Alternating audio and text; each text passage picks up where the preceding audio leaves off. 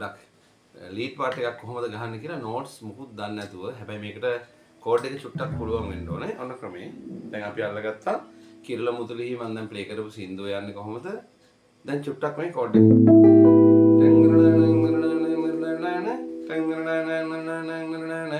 එවෙන්නේ මේ වට ටච් කරලා මේ. අන්න නෝට් එක කොහොමද දැක්කද? දැන් සාමාන්‍ය කෝඩ් එකේ නෝට්ස් වලට අමතරව එකක් දෙකක් අහුවලා තමයි ඉන්නේ පාර්ට් එක උන බලන්න.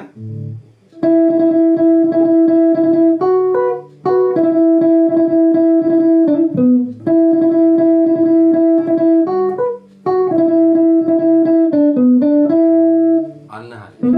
දැන් ඔයාලා බය නැතුව මේක ප්ලේ කරන්න try කරන්න. බය වෙන්න එපා.